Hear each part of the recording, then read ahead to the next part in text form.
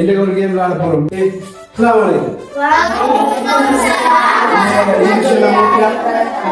இந்த பாடம் எல்லாம் ஓகே. இன்னைக்கு நாங்க ஒரு கேம் ப்ளே பண்ண போறோம். சரியா? சந்தோஷமா? இது வந்து டார்கெட் பண்றது. சரியா? டார்கெட் பண்ணணும். நீங்க எதற்கு இது இந்த பாக்ஸ்ல சரியா நீங்க போடணும்.